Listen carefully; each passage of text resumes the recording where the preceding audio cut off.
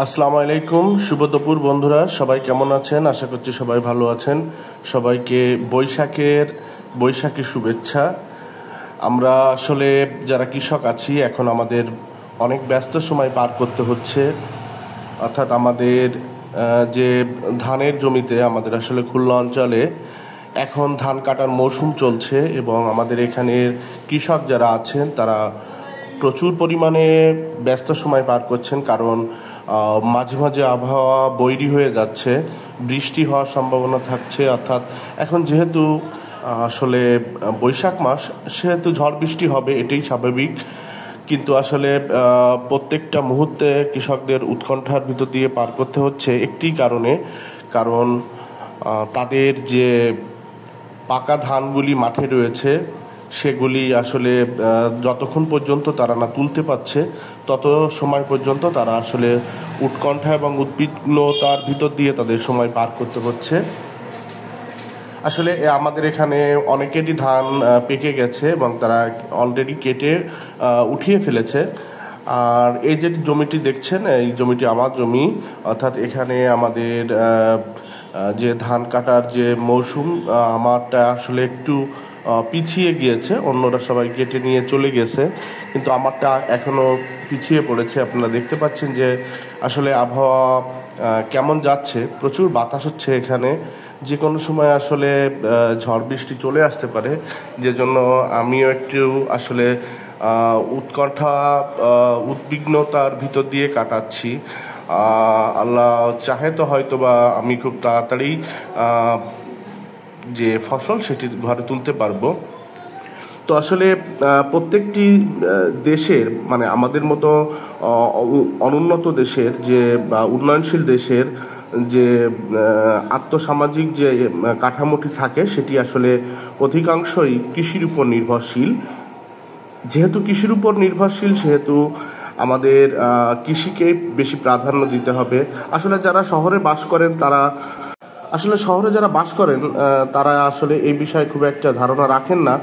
কারণ কৃষক যে কত কষ্ট করে মাথার ঘাম পায়ে ফেলে তারা তাদের কষ্টার্জিত ফসল আপনাদের জন্য প্রস্তুত করে, সেই হিসাবে আসলে আমাদের দেশের কৃষকরা সঠিক মূল্যায়নটি কখনো পায় না। আসলে তারা তাদের ন্যায্য যে অধিকারটুকু, তাদের ফসলের যে সঠিক মূল্য, সেটি অনেক সময় পায় না। এটি আসলে ভোগ করে বড় বড় ব্যবসায়ী এবং মধ্যস্বত্বভোগীরা। যেমন আমাদের এখানে কিছুদিন পূর্বেও ধানের যে মন আমরা বলি, 1 মণ ধান বিক্রি হয়েছে 13 থেকে 1400 টাকায়, কিন্তু সেটি এখন নেমে এসেছে 1000 টাকা পর্যন্ত।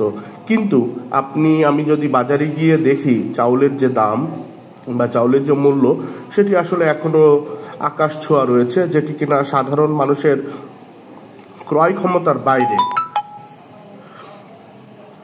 তাহলে সেক্ষেত্রে আমরা যদি বলি যে এখনো পর্যন্ত চাউলের বাজার অত্যাধিক মূল্য রয়েছে, কিন্তু ধানের দাম আসলে অনেকটা কমে গিয়েছে। আসলে এখানে কৃষক কখনো তার ন্যায্য যে অধিকার সেটি পায় না।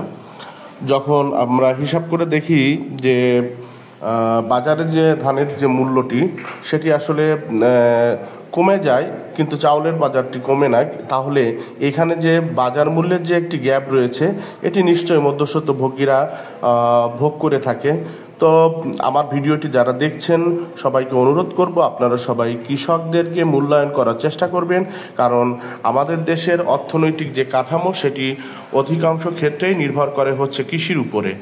সুতরাং কৃষিকে যদি প্রায়োরিটি না দিয়ে, যদি কৃষিকে যদি অগ্রাধিকার ভিত্তিতে যদি না দেওয়া হয়, তাহলে যদি কৃষক তার যে কষ্টার্জিত ফসল সেটি যদি সঠিক মূল্য না পায়, তাহলে ধীরে ধীরে তারা অনাগ্রহ সৃষ্টি হবে তাদের ফসল উৎপাদনের ক্ষেত্রে, এবং যেটি কিনা একটি দেশের অর্থনীতির উপর মারাত্মক প্রভাব বিস্তার করবে।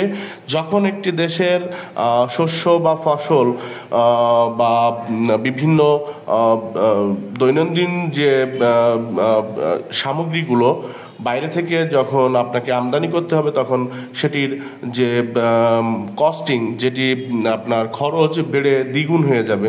সুতরাং এখনই যদি পদক্ষেপ না গ্রহণ করা হয় তাহলে আমাদের কৃষকরা ক্ষতির সম্মুখীন হয়ে যাবে। অনেক ক্ষেত্রে মাঝে আপনারা দেখতে পেরেছেন যে বাজারে সবজির যারা চাষ করেছিল তারা আসলে এক প্রকার, এক কথায় বলতে হলে তাদেরকে তাদের কষ্টের ফসল ফেলে দিতে হয়েছে। এ বিষয়ে আমি আসলে একটি ভিডিও তৈরি করেছিলাম, আপনারা ভিডিওটি যারা দেখেননি তারা দেখে নেবেন আশা করছি। তো আসলে এই ফসলগুলো তাদেরকে ফেলে রেখে আসতে হয়েছে। যদি এখানে সঠিক বাজার ব্যবস্থাপনার বা মনিটরিংয়ের যে বিষয়টি সেটি যদি থাকতো তাহলে আসলে কৃষককে তার কষ্টের ফসল এভাবে মানে জমিতে ফেলে রাখতে হতো না। যাই হোক, যারা আমাদের ভিডিওগুলো নতুন নতুন দেখছেন এখন, তাদেরকে সবাইকে অনুরোধ করব আমাদের চ্যানেলটি সাবস্ক্রাইব করে আমাদের সঙ্গে থাকার জন্য, এবং আপনারা আপনাদের বিভিন্ন মূল্যবান মন্তব্য করে আমাদের সঙ্গে থাকবেন এই প্রত্যাশাই করি সবসময়। আর আপনারা, যেহেতু আমরা কৃষি নিয়ে কাজ করি, আমরা চেষ্টা করব যে আপনাদেরকে নতুন নতুন ভিডিও দিয়ে আপনাদের সঙ্গে থাকার জন্য। তো সবাই ভালো থাকবেন, সুস্থ থাকবেন, এই প্রত্যাশায় আজকের মতন ভিডিওটি শেষ করছি। আল্লাহ হাফেজ। আবারও সবাইকে শুভ দুপুর, শুভেচ্ছা, ভালোবাসা অবিরাম।